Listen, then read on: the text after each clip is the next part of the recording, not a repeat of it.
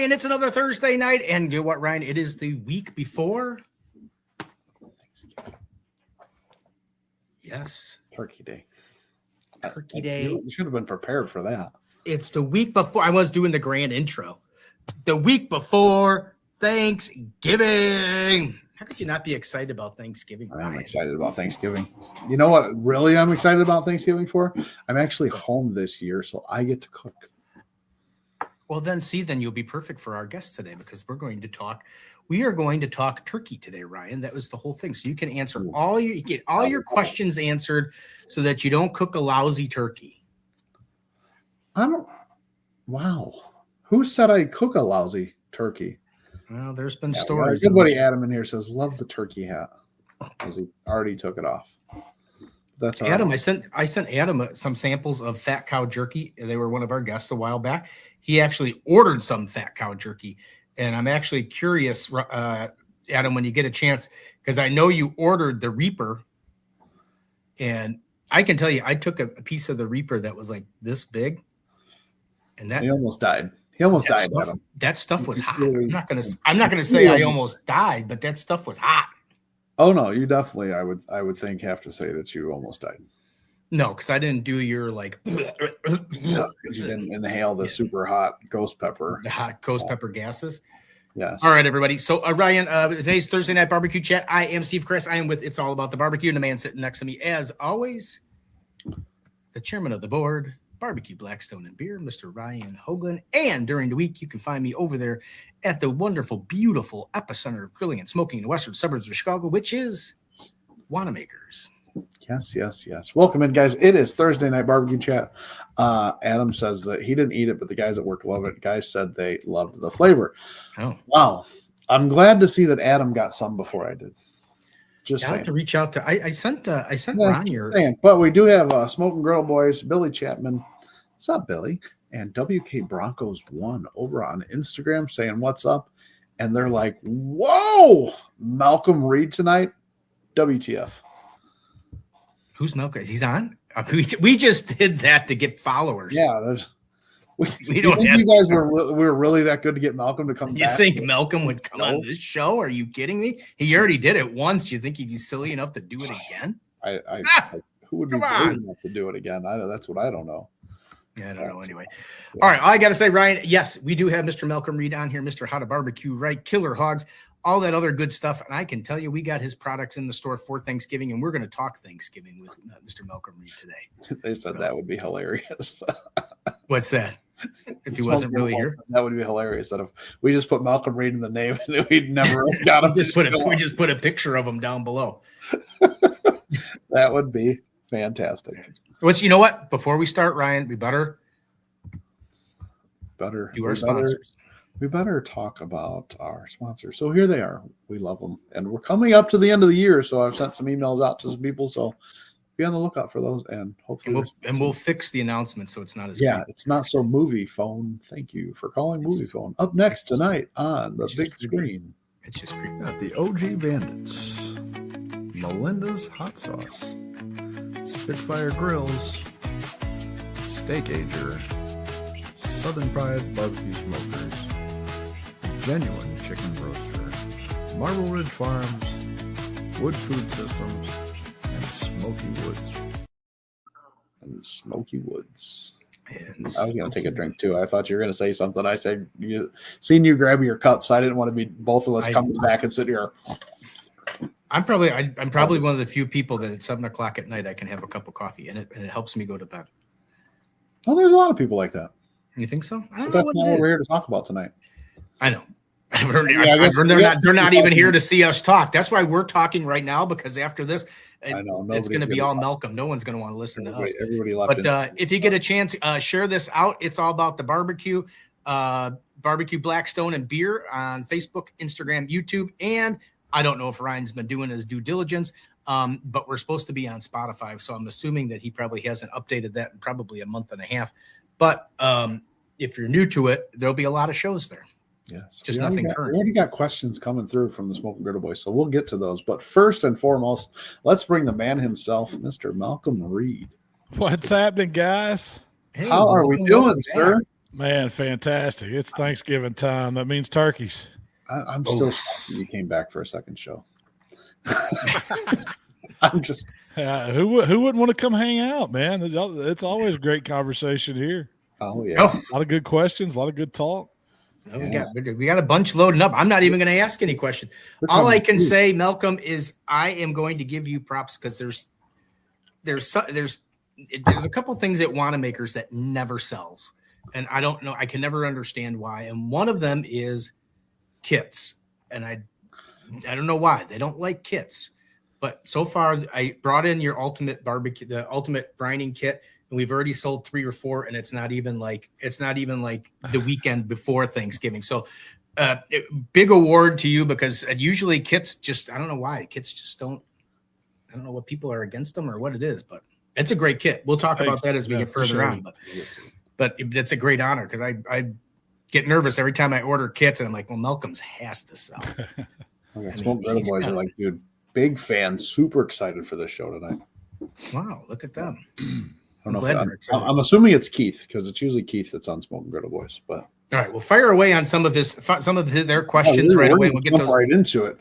Let's get right into it. Binders. What's the best binder for a turkey? Man, some kind of fat. I cheat and use a little cooking spray, but oil works. You want to, I like to use a fat because you get that skin really dry, get all the moisture off of it, and you put an oil on it. It not only helps your seasoning sticks, but it helps that skin brown up.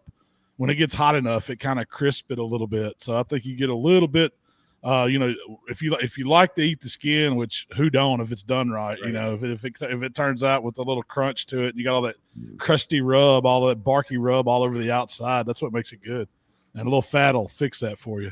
I do got to backtrack. It is Phil from Phil was in the other day shopping. Yeah. So so you could use like duck fats. I know I sell a lot of duck fat spray that they'll come in and use the duck fat spray for that kind of. Absolutely. The only thing that I found that doesn't work real good is just butter, because that turkey's, even if you have it room temp, that butter wants to coagulate and it'll make it splotchy looking.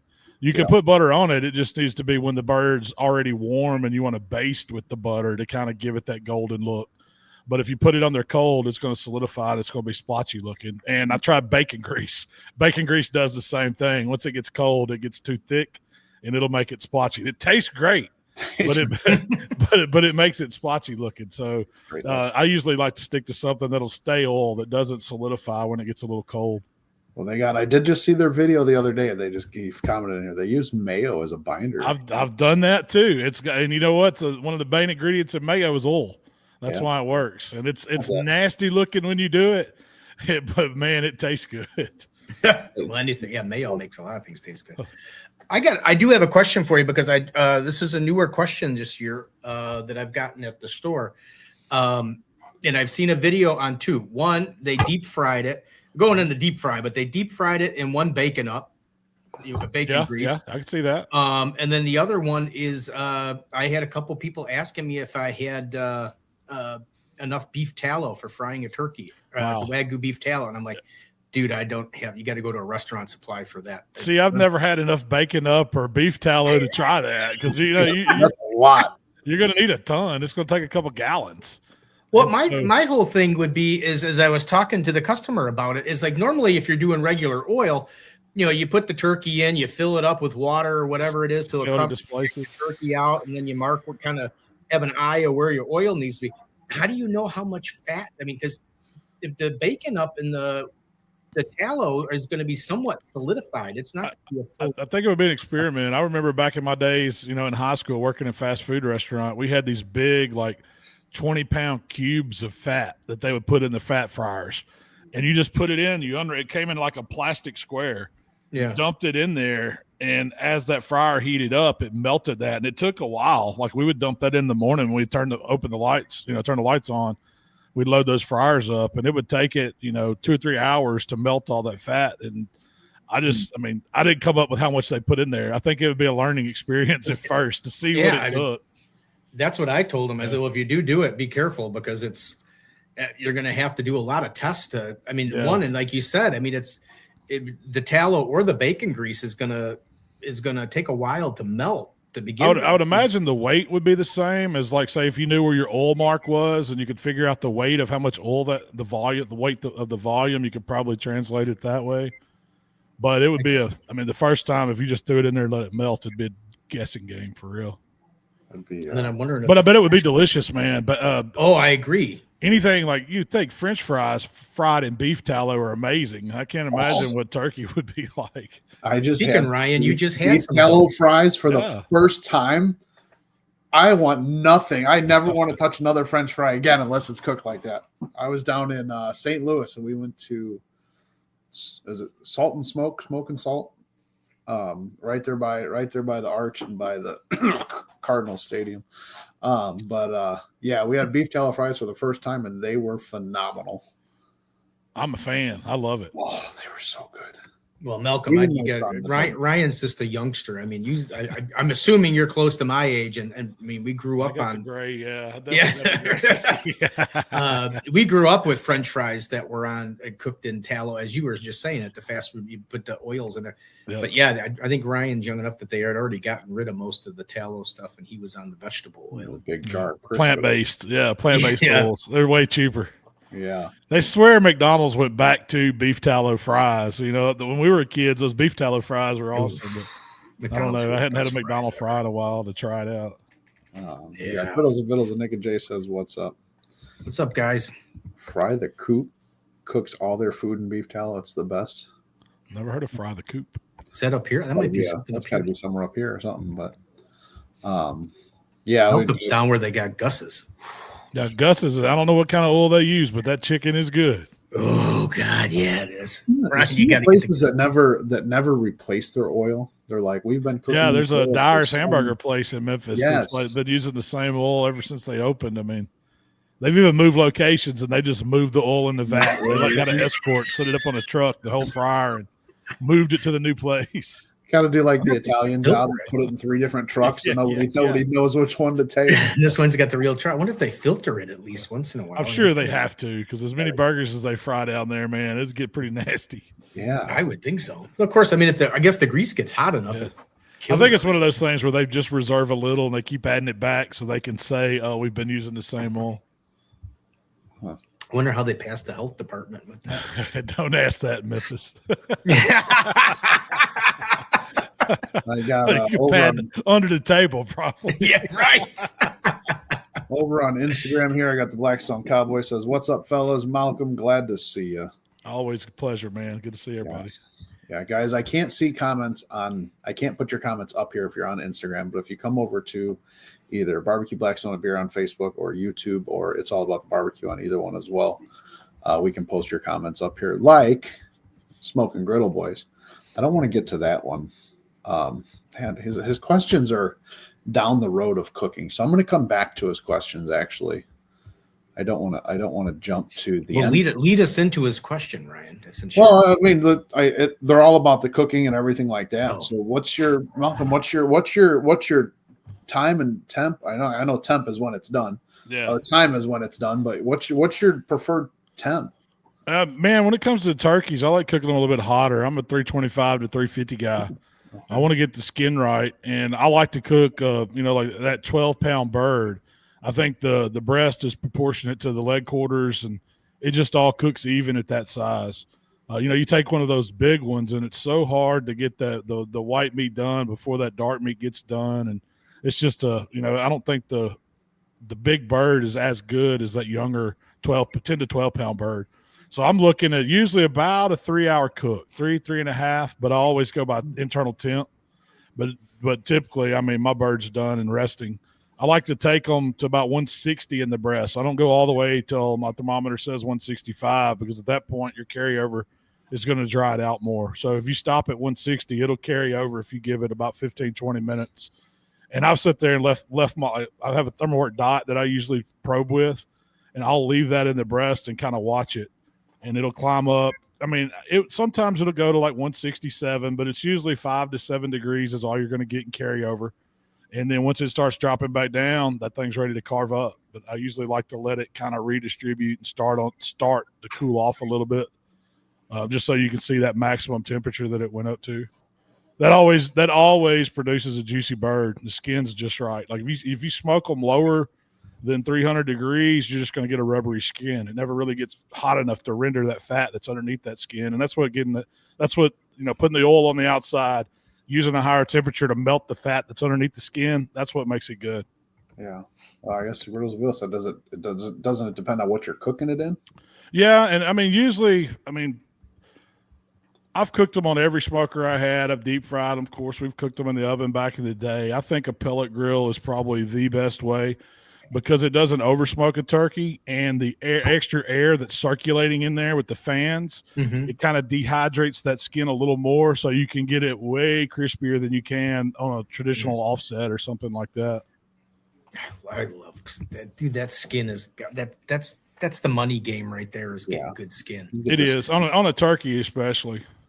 Yeah, you don't want that rubber. Yep. I guess we jumped over a little bit, but are you a whole bird? Are you a spatchcock?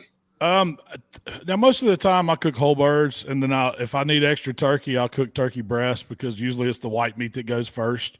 Yeah. Right. So I like to, I'll do something separate, or if I need extra whole birds, I'll cook 2 whole birds. If I need a lot of turkey, but I'll spatchcock them sometimes if I'm not worried about appearance. I don't think it looks as good on a platter, but everybody's used to that. I always call it the Norman Rockwell.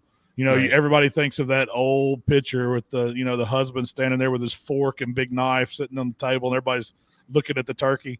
That's the showpiece, man. Yeah. If you really want to cook the best turkey, part that dude out, cook every part individually, because you can control it. You can take it off when every one of them hits temp. And that's just the easy way to do it, and it doesn't take up near as much space when it's parted out like that. But there's no presentation factor. If you just got to show up with a platter of turkey meat, that's fine. But if everybody's wanting to see you carve it, you want that big whole bird. Yeah. Ryan usually has the old Christmas vacation turkey. Yeah, you poke it and steam just comes out. Yeah.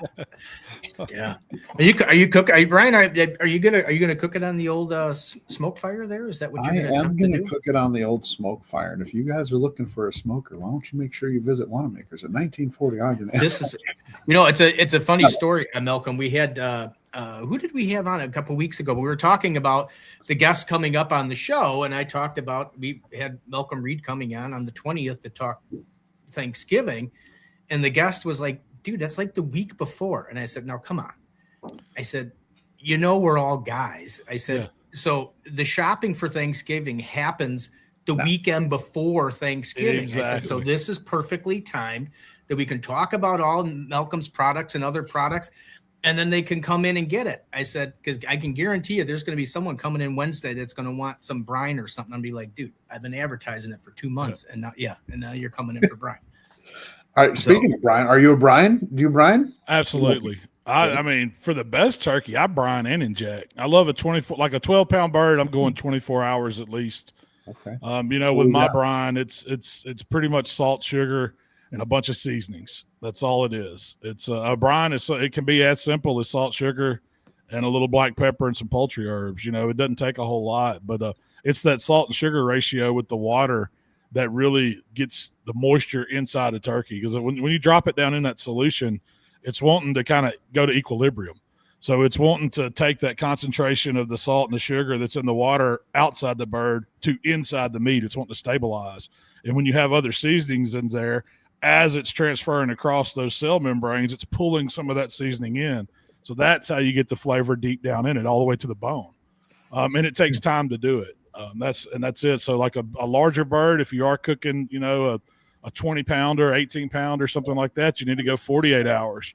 But those 12-pound birds are perfect at 24. I love that you're saying 12 pounds because that's what we have this year. So this is all right in my well, I got to ask you. Mills are doing a 27-pounder. Wow. See, to me, I would do 3. I'd rather do 3 12s than I have 1 27. Different flavors on everyone, different seasoning profile on everyone. We did a 21 pounder last. Well, I didn't do it, but down at my family members, I'll leave it to family members.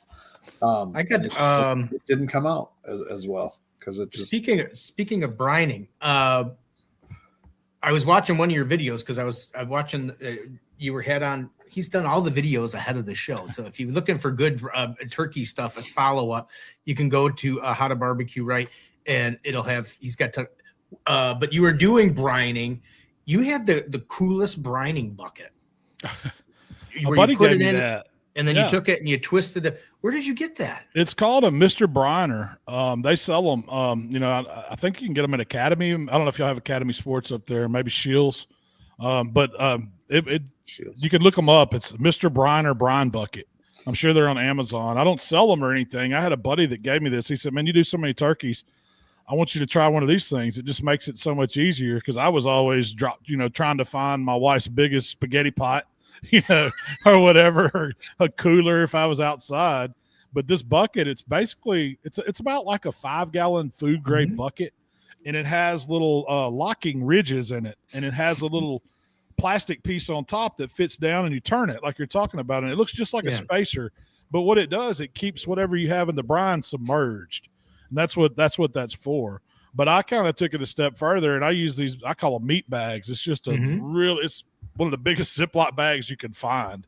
And we sourced some, and I kind of started selling them as meat bags, but they're perfect to line those buckets and hold everything. So it eliminates a mess. You've got to clean that bucket really good, sanitize it if you just put the bird straight in it with the brine. But with this bucket, it just acts as a liner. All you have to do is take it out, and I usually just wipe it out with a little Lysol, and it's good to go. Yeah, we do have those. Yeah, Malcolm's meat bags. We do have those. Oh, actually, they're. I had a customer. I didn't even go up to the customer, but a customer went to his wife, had her hold the package of meat bags, and he took a picture of her. So I don't know what kind of post or picture or who he was sending it to, but I thought it was the funniest thing. But we do sell those at Wanamaker's. We got his brine, we got the brine kit, we got all the rubs. But yeah, it almost looks like a big coffee mug. I mean, an insulated coffee mug. The way this bucket looked, it was the coolest bucket. Yeah, look at Mr. Briner. Thank you. And it fits in your refrigerator. That's what's great about it. You don't have to worry about keeping it iced down out in the garage or the basement or anything. That's it right there. And you can kind of tell how it has those ridges on the sides. So you kind of see, there's a little almost like notches. Yeah, it's like little notches in it. They're stepped down all the way to the bottom. So if you're doing chickens or something smaller, you can push it way down. But it works great. The lid, does it allow the liquid to come through so it holds the meat down below? Absolutely. Okay, because I have, it's almost like a suction on the side, and you pull the handle and you slide it down into it, and it holds everything in. It doesn't let the liquid come through, so it's almost like sealing, that bucket wherever you need it to. But still, that was a cool bucket. But in a pinch, I will use just a 5-gallon bucket. Since I found that, I'll go to Home Depot or Lowe's or somewhere and get me a pickle bucket from a sandwich shop. Go to the grocery store when they're unloading their pickle buckets and go, "Hey, you can throw that out," because it's already a food grade bucket. That's right. You're good to go. Yeah. And a little bit of pickle extra juice in there can't hurt. No, good stuff. I'm definitely brining. We're getting it all ready here. What I like about brines is you can take it any way you want. I mean, I've done like a sweet tea brine before. Where that's your primary liquid. I've added juices to it, all kinds of herbs, and depending on if you want like a savory turkey or a Cajun style turkey or whatever you'd want. You could do a barbecue turkey and just throw in some rubs and sauces, and stuff like that. Just whatever you want flavor that water with your salt and sugar ratio. It's gonna get down in that bird.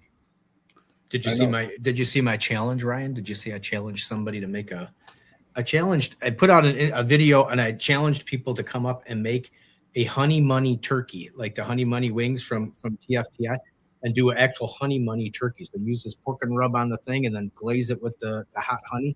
I bet you that would be really good. Oh, but it'd be great. I just seen your pork belly with the hot honey pork belly. Malcolm's? Mine, Ryan?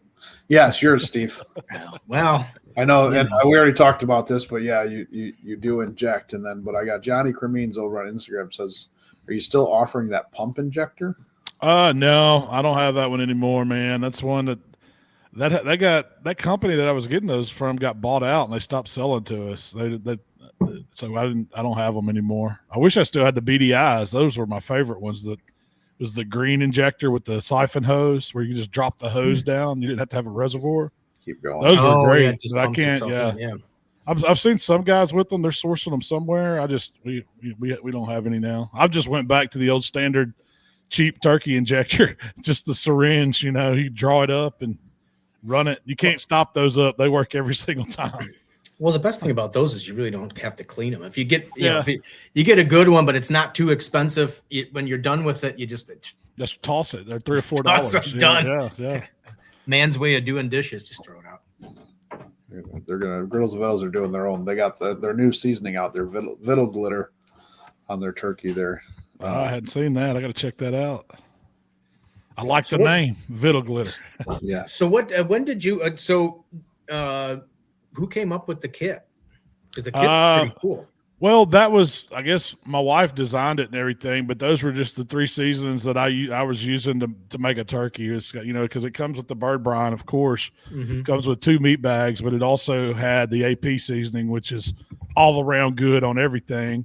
Right. And then I throw in another seasoning in there just so equal it out. You can put whatever you want on there. I've got one with the Cajun in it, and the other one I can't remember which one's in it. Italian or something like that. So there's the herb based one. I had to look, man. I don't get into selling the products. I let other people do that for me now. I just cook. So you're talking about it. You got all these brine kits and stuff. I was like, yeah, I remember approving them, but I don't remember. I don't know what's in it. Well, I was just going to ask you. I was wondering if there was a variety, like it was a surprise inside when you opened it up, because I did open mine right away when I was at the store. I'm like, well, I want to see what's in this thing, and yeah, it had the King Craw in it. It had the AP, had the 2 bags, and it's not I think we're doing $36.99 on the kits. It's not an expensive deal. It's actually a great deal. I mean, because nowadays just getting 2 rubs is almost the price of. Oh, absolutely. Yeah, that's kind of what we did. We were kind of discounting it for buying all 3. That was the idea of the box, being able to discount it some and throw in the bags. So it's enough really to do. I would say you could do 2 birds, no problem, because usually on a 12-pound bird, I used to use half a bottle of bird brine. If you got a 20-plus pounder, you're going to need the whole bottle of bird brine, but it'll do 2 birds, and there's 2 bags too. So you can, in those bags, you can also put 2 birds in one bag. If you have 2 12-pound birds, it'll hold them. 2 or you could do a bunch. bag. You could do a bunch of breasts, right? Oh yeah, absolutely. What does Alonzo got going over there, Ryan? He's got a long question. Alonzo Canty said, just made me a turkey breast with the kit. Highly recommend. The Brian Malcolm has, in my opinion, is the best for a textbook Thanksgiving bird you can find. There you go. Shout out to Alonzo. Yeah, let's go. He's been, if y'all hadn't seen his channel, he's been cooking some killer turkey breast. He did one recently. It was like a version of a Nashville hot turkey breast, and it looked amazing. That would be Gulf really Coast good. Smoke. That's his team name, I think, or his channel. Oh, Gulf Coast Smoke. Yes. Yeah. I accidentally try to share stuff on this stuff all the time. And I didn't realize, you go and you're doing stuff and you're sharing stuff in the groups. And I didn't even realize that it was actually like a fan page or something like that. Oh, now I feel bad. Well, I'm sorry, Alonzo, if you thought I was being a pest. But anyway, thanks for coming on the show. What else we got? What do we got going on? All right, let's talk about before you get. What is your time frame for getting stuff out of the fridge? Because we're getting close to that period of time based on the size of the big bird to the smaller bird. What you usually do the 12-pounders to the 14-pounders? When do you usually? I'll usually take those out if I'm going to be cooking it on Thursday. I'll have that bird out Saturday, Sunday. Just put it in the fridge. If it's a 10 to 12-pounder. If it's a little bigger than that, I'll definitely get, like if it's a 14-pounder, it's definitely coming out Saturday morning. If it's a 24-pounder, I've got it out today, 1 week ahead. Nick and Jay, 29-pounder. Nick and Jay, it better be out right now. It better be out right now, or you're going to be in trouble. Yeah, get the hair. There's nothing worse than opening it up and it's full of ice and you can't get everything out of the cavity because it's a big ice chunk. So yeah, and then don't deep fry it. Yeah, do not do that. You'll blow it up. Well, the deep fryer goes right in the middle of your kitchen, right? Oh yeah, right. Yeah. Disclaimer: that's a joke. Little cardboard on the floor right in the middle of your kitchen and gut it down. Yes. Jesus, that is. I have to say though, that's still my favorite turkey is deep fried turkey. But I did one where I called it smoker fried, and I got the idea from doing hot wings that way. We would smoke them first, and then we'd flash fry them to get them crispy at the end. And I said, what if we did a whole turkey? Because my dad always fried turkeys. I mean, he was the fried turkey king. That's what everybody wanted, and it's really not worth doing unless you're going to fry a bunch of them. To buy that much oil and to heat it up just for one turkey is kind of overkill. So everybody would bring a turkey over. Well, I got the idea. I was like, look, that fried turkey's good, but what if we smoke it first and then we don't have to fry it near as long? You just put it in there and crisp it up. And man, it was fantastic because it had that smoke flavor all the way down to the bone. And then you got that crispy crust and you could dust it with a little seasoning as soon as it comes out of the hot oil and it just sticks to the skin. And that was a really good bird. Is it worth doing every single time? I don't know. Cause it's a lot of added steps to get the fryer going and all that. Then having to dispose of the oil, but it's worth it if you're doing several of them. Like if you got to do 4 or 5, I highly recommend doing that. But frying always has that. That skin is just amazing. Yep. They took their turkey out on Tuesday, so there you go.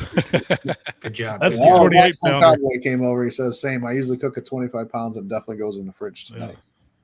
Yeah, excellent. Ooh, I forgot. Are you carve it at the table? You carve it at the table, or I don't. I carve it.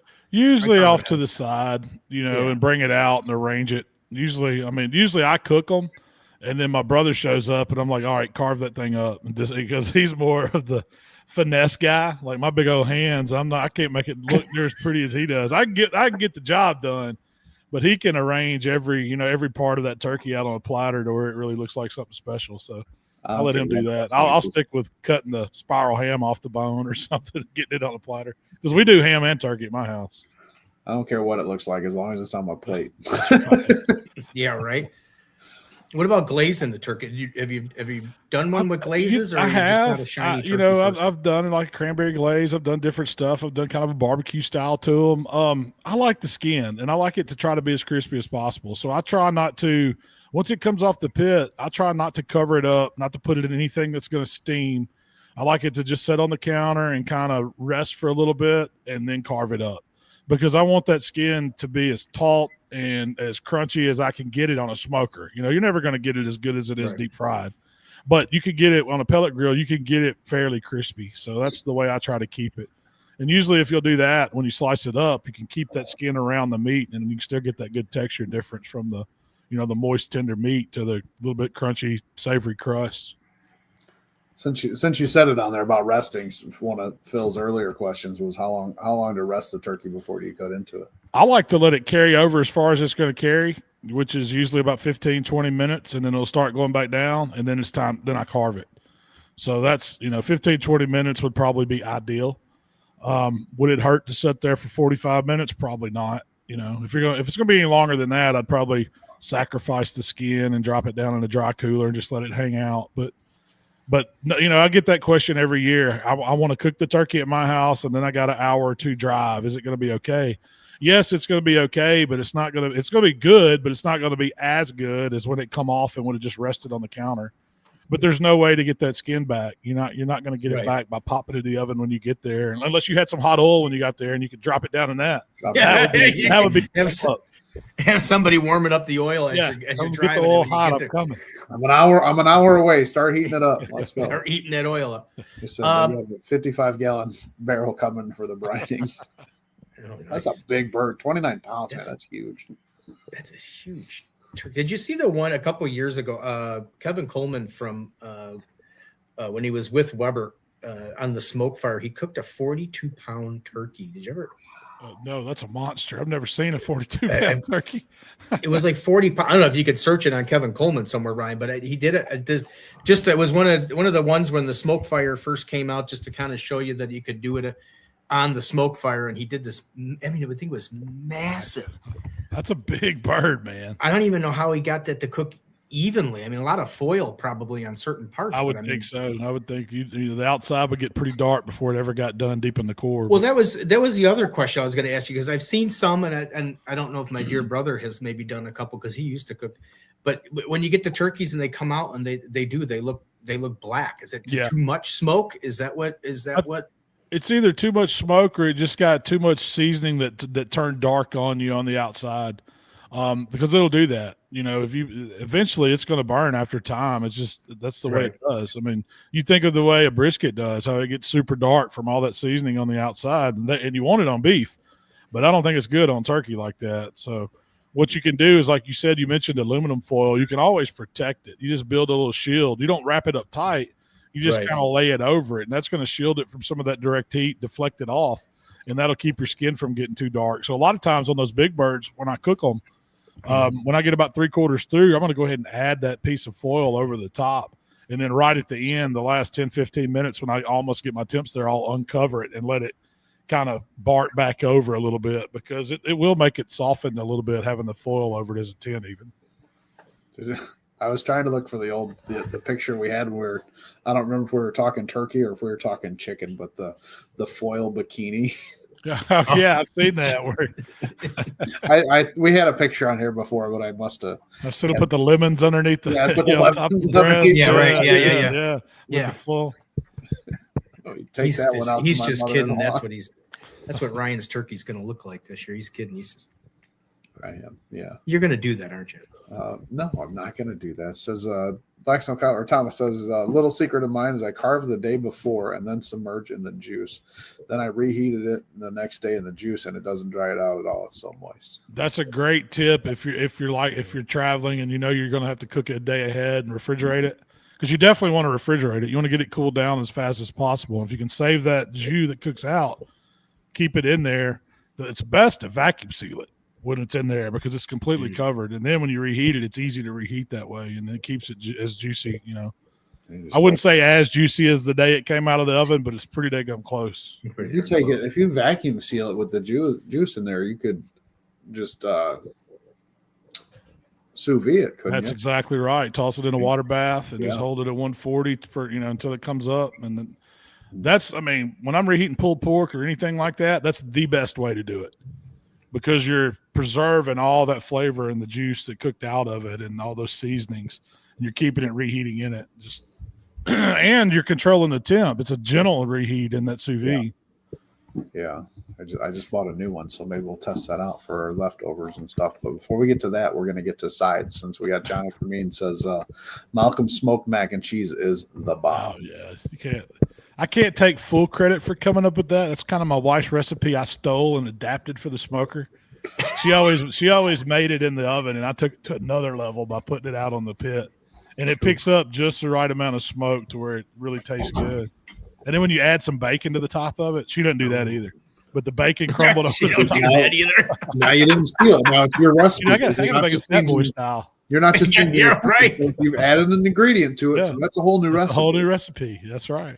That's what we see a lot of that with the different. We've talked about that with Blackstone and stuff, that people are like, oh my gosh, you're stealing my recipe. They're like, do you realize that like 1,500,000 other people have made this before you? Find me one that somebody hadn't done. Yeah, right. Show me the first recipe and prove it was the first one, and you did it.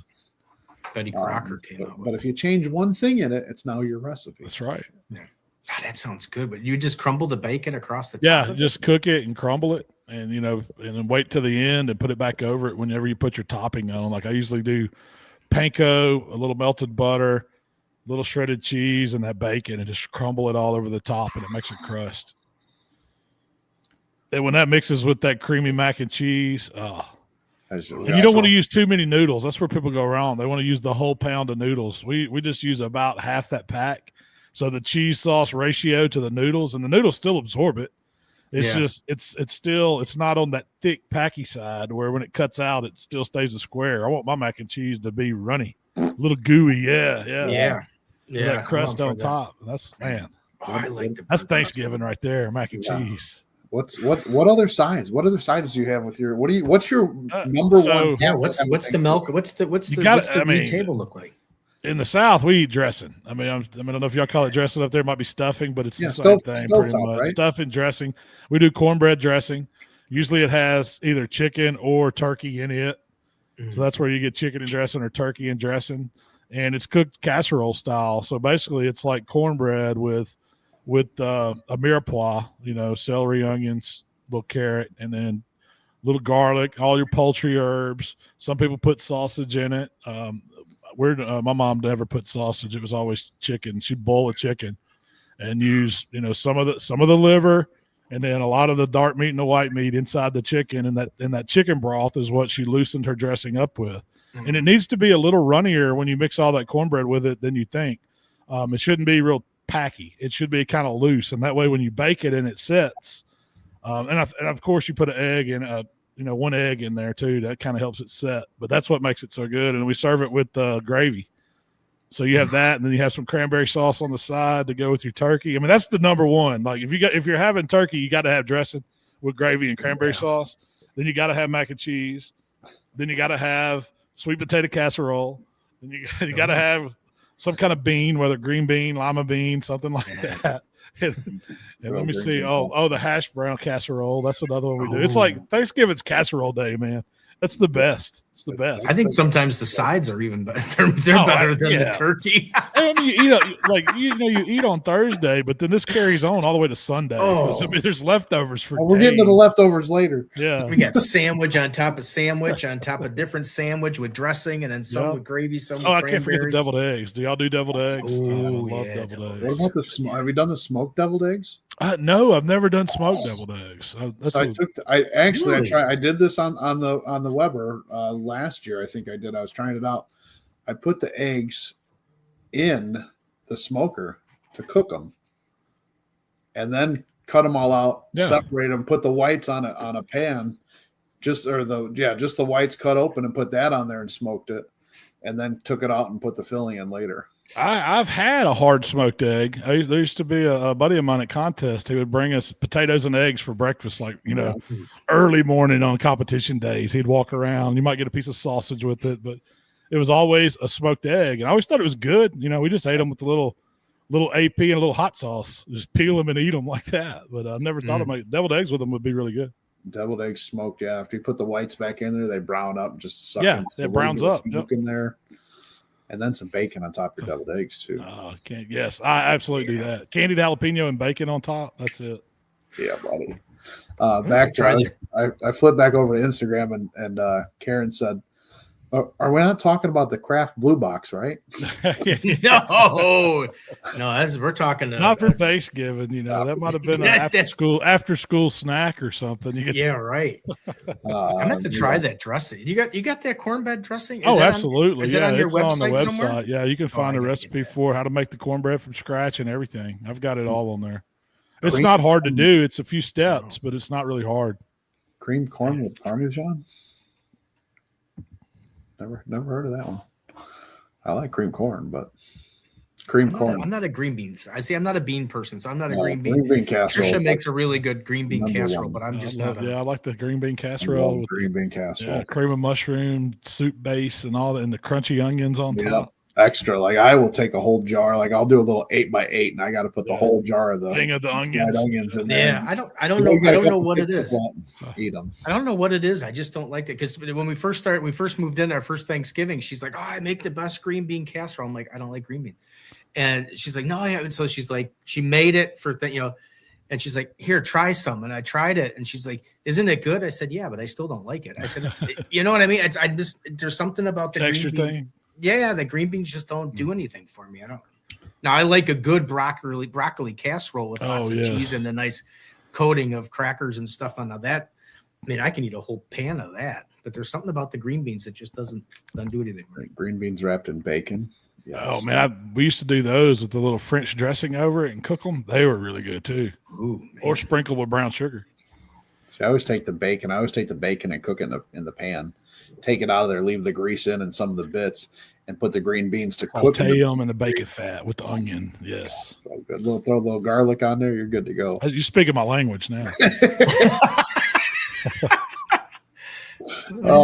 Thomas says I'm filming the corn and tagging all you since you turned your nose at it.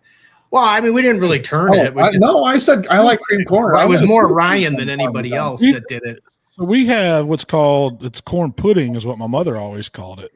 But it's basically like Jiffy mix, cornbread mixed with cream corn, with whole kernel corn, with butter, with sour cream, and with a little cheese. And it makes you spread it out and it makes a casserole. So it's like a corn casserole with cheese over the top. And it's really, really good. But does bet it you. harden up just like Yeah, like it sets. Yeah. It sets. Yeah. I think there's an egg involved in it too. It seems like they put an egg in everything. Egg to and make it set. everything. Oh, what do So you mean? yes, you Oh, can egg. cut it out. It's not like runny corn, Yeah. but it's really good. It's Oh yeah, they like call corn, it corn corn casserole. I love.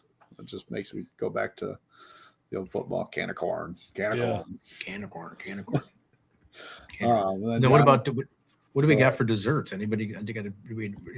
What's the favorite dessert? Man, it depends. You got to have pie and cake. So if I'm going pie, probably my two favorites would be a pecan pie or a key lime pie. Those are two that I really like. And when it comes to cake, man, I'm a strawberry cake guy with cream cheese icing or even chocolate cake. I mean, there's not good really too carrot many cake. desserts that I don't like. I'm not a big coconut fan, but that's where I draw the limits. The rest of it's fair game. You a good, Yes. good carrot cake. We don't get to desserts after the nap. You know, you got to eat. Yeah, that's You it. got to eat Thanksgiving first, and then you kind of Maybe take a take a nap or watch the football game and doze off, and then you go get desserts. Yes. By Yeah. halftime. Eat the dinner, loosen the belt, take a nap, or watch football, or pretend you're watching football. That's take the it. nap, then get up, maybe go pick for some more, and then I totally seen that last play. I tell you. I totally saw the. Yeah, no, I mean, yeah, I'm with you. I'm the pecan pie with the little ice cream on Oh, top. yeah. Yeah, I could go for some carrot cake and Carrot cake's good. Yeah, pecan pie, pumpkin pie. See, I'm not a big pumpkin guy See, like I'm not that. either. I don't know. I like sweet potato casserole, which is a lot of texture of pumpkin pie. A lot. I don't need a lot of pumpkin. yeah, I don't know. I'm the same way. I'm not a big pumpkin, and I think I used to eat it as a kid, and somewhere I lost the love disappeared for some reason. But all of a sudden, it's just like a pumpkin pie does nothing for me. It's okay, but I would pumpkin definitely go anything. for pecan over that any day. Oh yeah, you pecan pie. Yeah. Phil French silk. Oh man. Oh, French silk. Yeah, French silk. French silk. What was it? Baker Square. Yeah, Baker Square had good Oh French yeah, silk. good old Baker Square. I got to get a pecan pie. I think we need that for Thanksgiving. I don't think we have any pie. Phil from Smoke Griddle Boys did a video on this, and I don't know if you've seen it, Malcolm, but Taco Bell came out with their Baja Blast pie. Now I haven't seen that. Baja Wait a minute. Was pie. it where they just dump a blast? No, it's something they almost like sell? a key lime. Well, because he said key lime all day, but Yeah. it looked like a key lime pie looks like, but Okay. it's made with Baja Baja Blast. Blast. I'd have to try it. He did a video of it. It was- You know, whenever I do Try any. find myself at late night at Taco Bell, I always have to get the Baja Blast. I think that's a rule. just had one today. Just got to go to Taco Bell. It's 11 o'clock. Every at once night. in a while, it's always late night. Yeah. Oh yeah, that and White Castle. That's always late. You can't eat White Castle during the day. During You got- Yeah. Are there White Castle down in Memphis? We have Crystal, which is very similar. Similar, The little square yeah. burgers and the little sleeves. Yeah. Yeah. It's not, I wouldn't say they're as good as White Castle. I've had White Castle. Man. White Castle's hard to beat. Yeah, good old sliders. I asked my son if he wanted a slider. They didn't. Why are they called sliders? So let me just show you. Slide in, slide out. Buttermilk pie and boiled custard with a bourbon. Now I've had buttermilk pie. It is good. That's a real old fashioned. Like my granny used to cook those. It's I would say it's almost a Depression era pie because there's not very many ingredients in it. It was something they could make really cheap and it's really good. It's kind of like a custard when it sets. Well, Oh, that the sounds really Blackstone Cowboy, when you're making your cream corn and Parmesan, can you make me a buttermilk pie too? I want to see this. Like I've never even heard of Ever had a it. buttermilk pie? No. It sounds good, even though it's probably not much. Anything custardy pie, Yeah, it's not much to it. It's sugar, eggs, and milk. Buttermilk. I would imagine. Yeah, some Yeah, I would take pumpkin it. rolls are good. My mother makes those, and that's the pumpkin dish I can get down on. It's like a flat bread that she makes, like pumpkin bread, and then they spread that cream cheese mixture all over the top of it, and then roll it up with tea towels, and it kind of makes like a Swiss roll looking thing. And they dust it with powdered sugar, slice it up. Yeah. That sounds And that's probably because there's probably a lot of ingredients you don't taste the pumpkin as much. Yeah, probably so. The Baja Blast pie has a lemon meringue and key lime pie vibes with a splash of Baja Blast. Okay. All right. Sweet. Malcolm's Yeah, gonna- that's see gonna it. be one of Make the sure shows. you make sure you tag us in that one. I want to see it. I like seeing wanna what see it. everybody else does. I do too. Maybe I want of to course, start doing that. Start taking, maybe like the whole month of November next year, because we're almost done now and I can't have time for it. Have everybody send me something, one thing a week, just to make. The Baja Blast would be interesting. You still have time to do that, Ryan. You could do that. I could. Maybe I will. Let me know when you're doing it. I'll come over and when you're cooking, let me know and I'll come over. but, well, for those of you who aren't cooking, such as myself, because I just found that there's such an easier way to do things. You can go and support your local barbecue restaurant or other restaurant. I'm sure there's tons of them that are offering. I know I'm going to Steamboat Barbecue in Wheaton. That's where I'm getting my turkey from. I know everybody on here is probably a big cooker. But to me, I just find the pleasure in going and picking up my turkey. And it is probably one of the best tasting turkeys I probably have ever had in my whole life. And it's ready, done, bring it home, carve it, we're eating it. It's just, there's no getting up and cooking and waiting and doing all the brining and all that other good stuff. I let someone do it for me. 3 days of work for 20 minutes of dinner. Yeah, that's true. well, and that's the way. Well, of course, obviously, it started based on my laziness. I mean, I couldn't decide whether I wanted to cook my own turkey or go get one from somewhere. And lo and behold, the Wednesday before Thanksgiving, Trisha's asking me, "What are we doing?" And I'm like, I have absolutely no idea since tomorrow's Thanksgiving. So I called John over at Steamboat 2 years ago, and he had some. He's like, yeah, I usually have extra for people like you that always call it the last minute. And I said, well, next year it won't be the last minute, but I appreciate it. And it was the best damn turkey I think I've ever had. So that is an option. Support local, support small. If you're not going to want to do it yourself, support a local restaurant and a barbecuer and or find somebody. I mean, a neighbor or somebody might want to cook one for you. More practice for us, right? I'm a little lazy, so I don't know what to tell you, but I just like to eat. I don't know. That's all I can tell you. I'm going to be cutting my turkey from getting my turkey from Kroger. Cutting or getting my turkey Probably getting. from Kroger off the bone and then smoking it. I think you're talking about parting it out. Maybe. Oh, that could be. Maybe that's it. Greg Cox, if you can clarify, that would be perfect. But I think that might be it. I agree with Malcolm, though, that cutting it into pieces would almost be saves you the trouble of carving, but at least everything would be Even. Even, and you can pull the pieces off as you need them. Yep. Well, I know you're a big chicken wing guy, but do you do the turkey wings? I've cooked them a few times. I always get the turkey wing off my whole birds. I love them, but it's just, I've never, I just like chicken wings. I don't know what it is. I don't think I've ever had turkey wing and beer, but I've had plenty of chicken wings and beer. I just want to pick up the turkey leg. It always takes me back to Crocodile Dundee. Yeah. Nah, needs garlic. I do like a turkey. I do like the turkey legs, though. Greg Yeah, said, we see the smoked turkey legs at the fairs and different events around. Yeah. They're really popular. where they're really popular at is Disneyland. Did you know that, Steve? I did not know that. I've never been. Oh, Yeah. Steve. You didn't My really? son- You've never my met? son Oh, I've known. has never asked to go to Disneyland, so I've been lucky. Or Disney World, I'm lucky at that. Yeah, no, they. I don't know if I think they still have them. I I'm haven't. sure they do. That's a popular I haven't looked thing. in a while, Ryan, to see if they're there. But my son Colin and I, every year we would go, we would get turkey legs, and it was just great because I don't go on a lot of rides. I'm not a roller coaster guy, so I don't go on a lot of rides.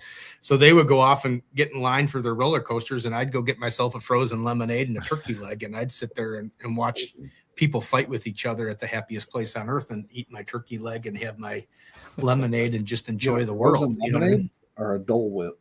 The Dole No, Whip, I I've did heard of frozen lemonade. I didn't do the Dole Whip.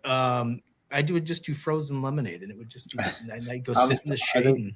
I think Thomas goes, but this is going back to you've never been to Disney. What? that. My son is 13 now. He's been to Disney 9 times. I Really? think, Wow. between California and Florida. Yeah, I don't even want to. I could live the rest of my life and never have to see It's a Small World again. Well, I can honestly tell you that from the time my oldest was born in 2001 till the time he probably stopped when he went to college, he was probably there, if 18, if not 20 times. So we did a pretty good job. They got a lot of our money. What's Craig got? Malcolm Island hot sauce. Island hot sauce is great for chicken wings. Oh yeah, it's got a little burn to it. The Island Fire. It's got the Scotch bonnet pepper, so it kind of picks up on that Caribbean vibe. Do you like hot sauce, or are you more of a? No, I like to eat them, but I like the ones that have flavor. A little burn's okay, but I don't want to be a misery after I eat them. That's kind of my thing. That's the only reason why I came out with that burn them down one, because people said, "Oh, your sauce isn't hot. It's not really a hot sauce. It's just vinegar or whatever." And that's kind of the way I like to eat them. Yeah. One that was hot, and it's like a little dab will get you. So that's my hot sauce. Well, I know we talked about Thanksgiving, but do you want to give us your report on how the Texas barbecue meetup went? Oh, man. You talk about a barbecue event. That was one of the best ones I've ever been to. It was, I don't know how many teams they had there. Maybe it was 30-something teams from all over the world. A bunch of different countries were represented, and it's one of the events, I come up through doing comp barbecue, and it was always, you can't feed the crowd. Mm-hmm. If they're your guests, they're inside your booth, you can give them something to eat, but you can't just hand anything out of your booth or whatever. So it never really was fan friendly. And so This event kind of flipped the script on it. It was all about the people coming. You were expected to feed the crowd. In fact, the People's Choice was huge. You were vying for these everybody got one token that had paid entry, and they could only give it to one team. So you got to go around and you could try every single team and then decide which one you wanted to give it to. And, it's like a big party because they've got their rousers that are trying to, get people to their booths and get them to give them the token. So they're putting on a show. But the entries that I saw were just unbelievable. So it wasn't like the only thing that was held true was you had to cook it on live fire. Anything went. So you could imagine the gambit of all the stuff that we saw. I mean, I think in the finals there were 5 teams. It was there was a team from the U.S., and then there was a German team, a Guatemalan team, I think let's see, Canadian team, and maybe Uruguay, I think, was the other country. So it was well represented, and they all did something different. And there was, they did a flair of their own country. It was really, really good. That's awesome. Yeah, that was my first time to go. I got to be buddies with Al doing some work with Royal Oak, and he's just a great guy, and he's kind of instrumental in this whole live fire thing that's taken off. And I think, they announced that it's going to be part of Memphis in May. There's going to actually be a live fire day component, part of the contest of Memphis in May this year. That's huge. It's going to take it, even a bigger stage than it is out in Texas. But I mean, I'm excited. That's what I was talking about last week, Steve. I thought it was World Foods, but it was Memphis in May. I seen the video that they just did for that. Yeah. Well, I get a question to you because I'm interested in your opinion, and you don't have to give an opinion if you don't wish to do.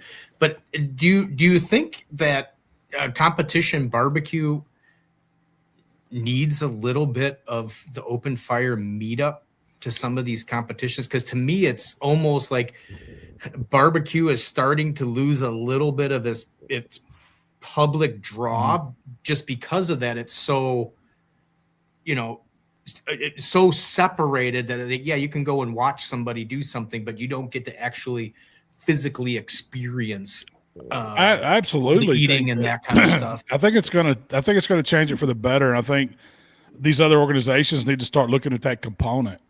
And I know that I know why they don't want you feeding the public, because there is, food safety risk associated with everybody giving out food. Down in Texas, they didn't seem to care. It was just let's do it. And so, I mean, that might not fly in some cities, but I think if you look at some of the more successful barbecue events, like, Chicago has the big one there where they like do a music festival along with the barbecue. St. Louis has, Lou and the Q, or what's it called? Lou and the Q, or Q and the Lou. Yeah. There's one out in Denver. A lot of those big contests that are drawing, hundreds of thousands of people over a weekend, it's because the public has something really to do and they're part of it.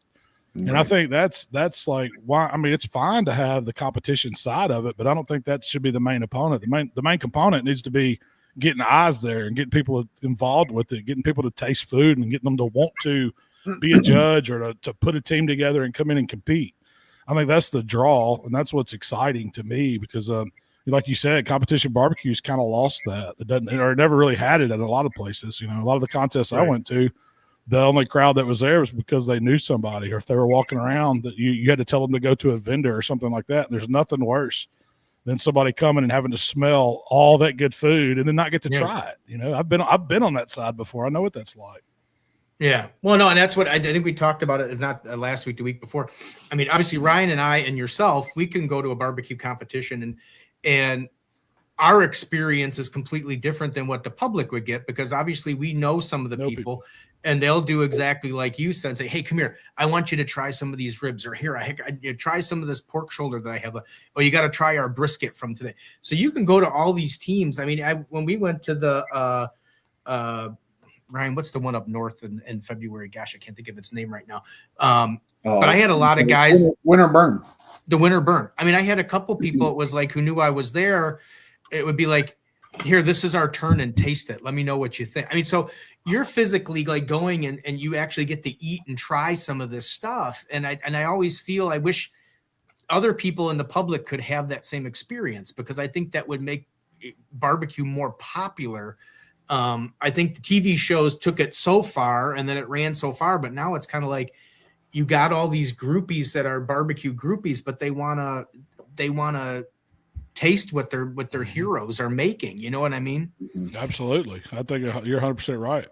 Yeah. I want to taste what a first place rib tastes like. Yeah. You know, I want the first place brisket. You know, I mean, I had a guy that went to Memphis in May, a customer that came into the store, and he was telling me about it. And he's a big Heath Riles fan, so he was all super excited that Heath Riles won. And he said he got to go, I don't know what he bought, VIP experience or whatever it was, but all you got to do is you got to go into a tent and you got to sample, you know, what leftovers or what the teams gave. So, but you didn't know whose was whose. And he's like, God, I wish Heath ended up winning ribs. I wish I would have known which rib was his, because I would have loved to have tasted it.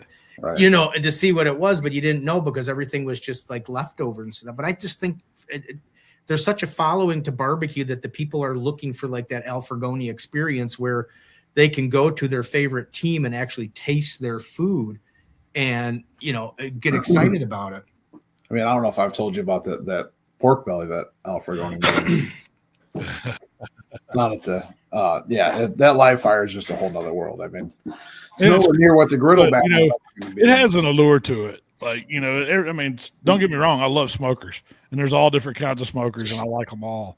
But when you just got, you know, fire and all this metal with hangers and stuff, and it's just an open fire, and you're standing around and you can feel the heat off of it, you can see the meat juices dripping down on it, and they're turning and basting, and it's primal, man. That takes you back all the way to our cooking roots right there. Yeah, no, and it's still amazing. Like, it's just sitting there and everything's dripping, going everywhere. How moist everything still comes out of it.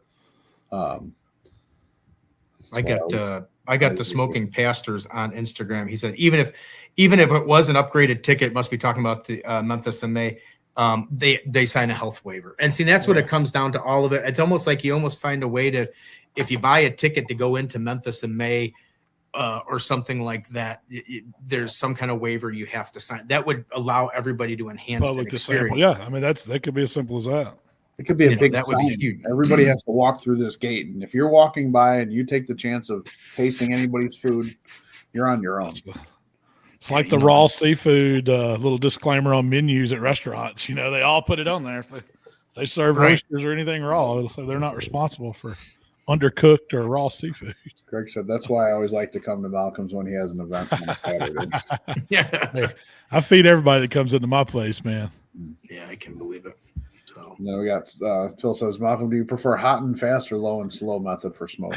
Man, I'm a low and slow guy. That's what I started. I just think that, you know, there's everybody knows there's more than one way to get to the end result, but I think that low and slow way, you just can't beat breaking that meat down, slowly rendering that fat, and just cooking it to the bones want to slide right out.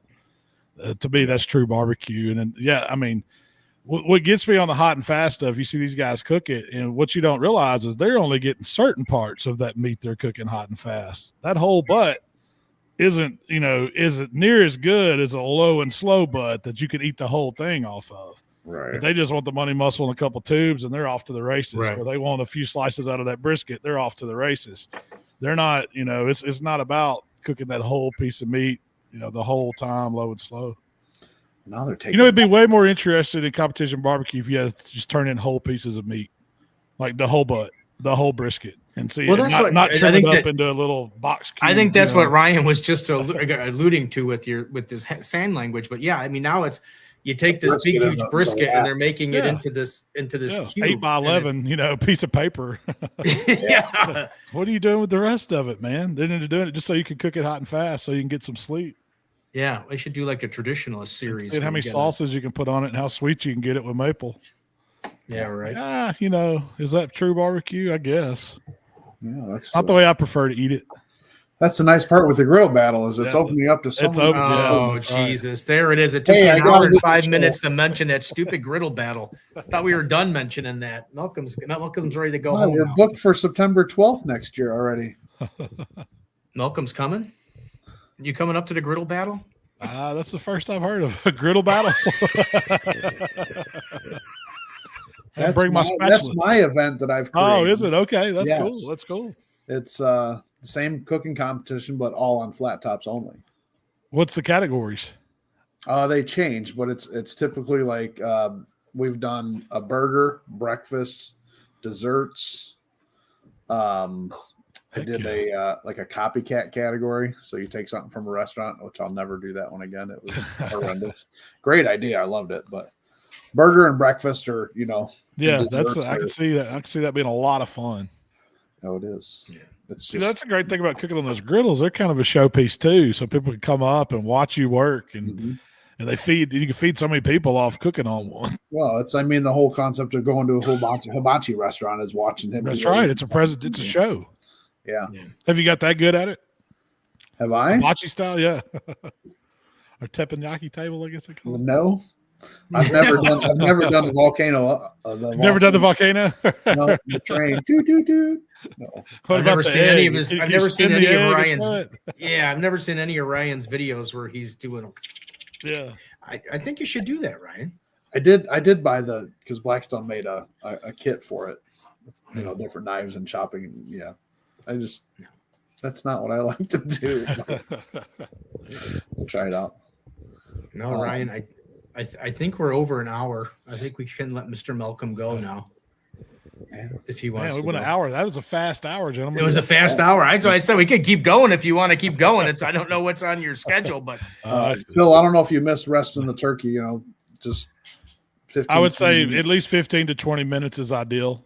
Yeah, we did. I did bring your question back up. I don't know if you missed it, but yeah, 15 we to did 20 that. We minutes. covered If you got to let it rest a little bit more, you can. If it's over 45 or something, you're kind of getting to the throw it in the fridge point or vacuum seal it and save it for the next time. But Malcolm, thanks for coming on the show again.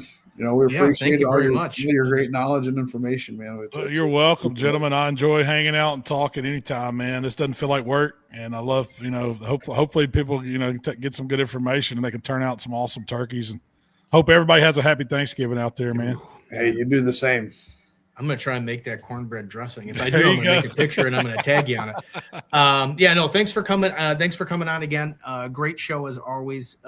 Next time I'm driving through the Memphis area, I'll message you or tag you or something. Make sure you do. and we'll have wings or Got to something. be on a Saturday. We'll go hit a few of my favorite places down this I want to way. have a wing. I want to have a wing battle with. I want to eat wings with you and Heath and a bunch of just order like this big mounded wings. And we just could sit. do that, man. No doubt. Yeah. The best Guys, y'all have a good one. Thanks, Malcolm. Thank you, sir. We'll Have see a happy y'all. Thanksgiving. We'll see you. I would love to sit there and just eat wings with Malcom Reed. I just love to hang out. I want to go down on a Saturday and have him feed us. That'd be amazing. I think the food would be. I just think it would just keep on coming. Yeah. What a great guy! Thanks everybody Yes. for Malcolm for coming on the show like that, and a good old Thanksgiving. Obviously, next Thursday, obviously Thanksgiving being on a Thursday, there is no Thursday night barbecue chat. Next week we will be back the following week. Believe it or not, it'll be December 4th. excuse me. I will reconfirm with that guest because it's been a while since I talked to him about it. But December 4th, we should have Meathead on, and we're going to go over some of the some gift ideas for Christmas. He's always good with that, and then we can, you can whatever you can ask him whatever you want. Just because we're on a certain subject doesn't mean that you have to actually do that subject. You can. Doesn't he come out with a list? A gift list? I think sometimes he does. I know I do a list on an email that comes out. I know I think he's got an AmazingRibs.com. We'll put out a list of gift ideas, but back in the past, I know we've done one, maybe two. When I used to do live from the barbecue department at Wanamaker's, he would actually come into the store and we would do the show live from the store, and we'd walk around the store and we'd point out different gift ideas. But those days are long gone, so he's going to be here. Maybe I can bring some of my favorite. What are you doing? Hey, Caden. Yeah. I got a comment on here that says, "Nice show, Mr. Francais." That's Nico. That's our goalie for soccer. Mr. Francais! Yes, Caden. Here, let's put Caden over here with his. So you can't see. Is he working out? Oh, is he doing? He's got his VR. He's playing football on his VR.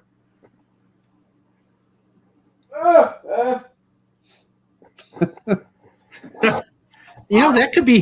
To be honest with you, that could be a whole show in itself. Could be. Without him knowing, just put it. Will commentary to what he's doing on the. Let's see when he scores and he's like.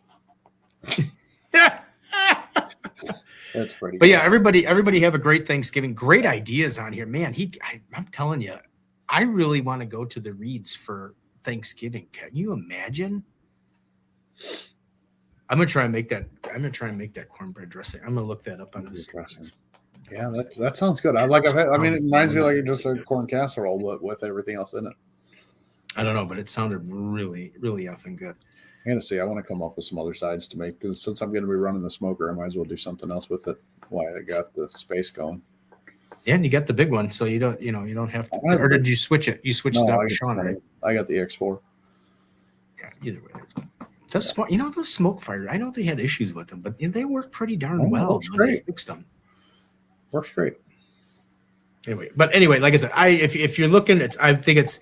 Well, to be honest with you, it might be too late now, but you can try calling places. But if you don't want to cook, try checking with a local restaurant or a barbecue place. They may have some turkeys and stuff left over, but I'm assuming at 1 week out, it would probably be, you'd be kind of lucky to get one, because I know they do a lot of scheduling.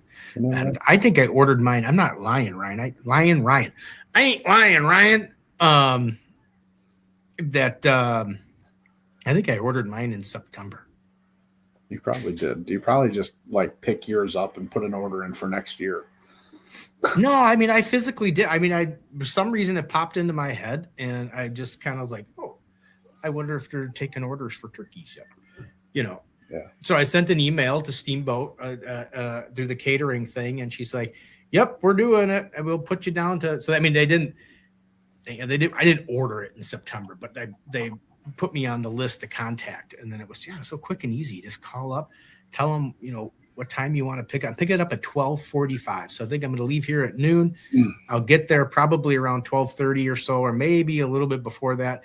Hopefully John will be there. I'll get time to talk to Mr. Bovinet, and because we haven't seen each other in a while, and then pick up my turkey, and maybe, hopefully, cross my fingers, they'll have bread pudding, because Steamboat Barbecue has some of the best bread pudding you'll find.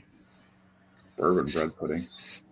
Did you ever have their bread pudding over there at? No, I just had. What was a couple weeks ago? I got Hell's Barbecue, the bourbon bread pudding. I think I've been seeing Hell's Barbecue, and they're really going to town on those egg roll things. They got a lot of different. I like their egg rolls. The brisket between the soul roll and the roll. And the brisket roll. I really like those. I think that's a great way to eat barbecue.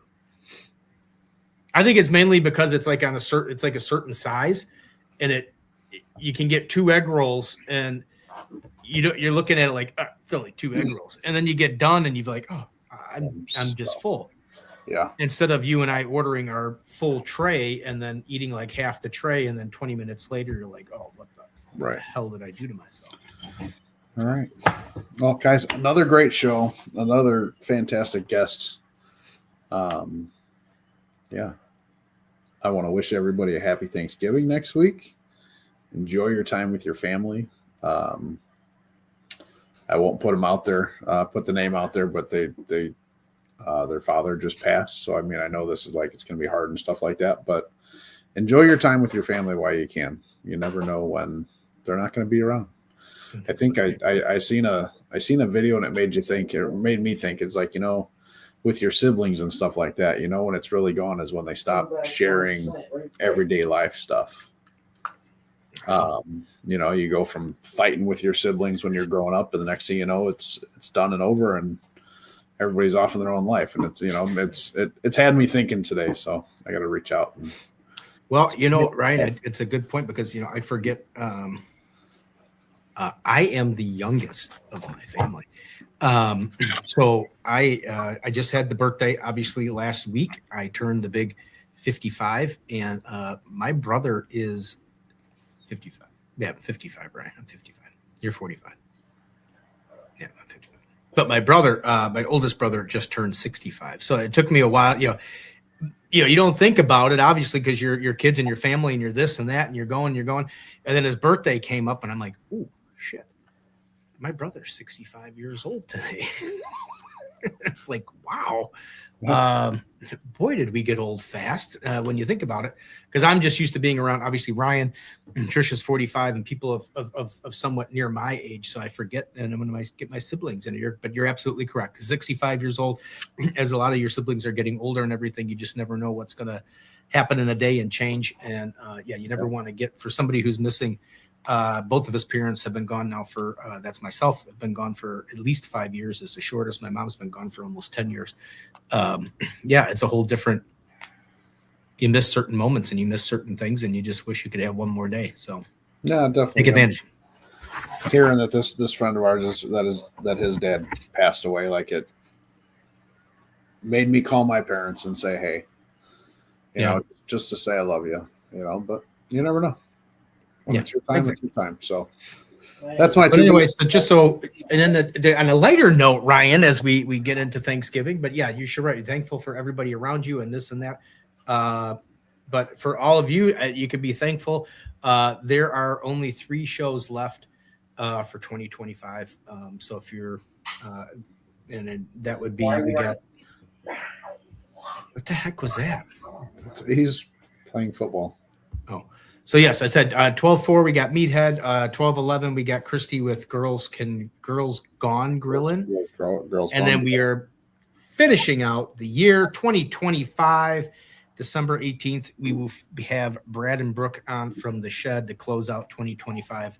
What a great year 2025 has been so far. Anyway, awesome. So far, we did pretty well with the show, I think. Nobody still watches it, but I think we've had more fun. Definitely. So anyway, but yes, everybody be happy, thankful, be kind and courteous to everybody. Ryan, happy Thanksgiving. Happy Thanksgiving to you too, Steve. Enjoy. I'm thankful for you. I'm thankful for you too. I'd have nobody to pick on. Right. Who else would you banter with like this?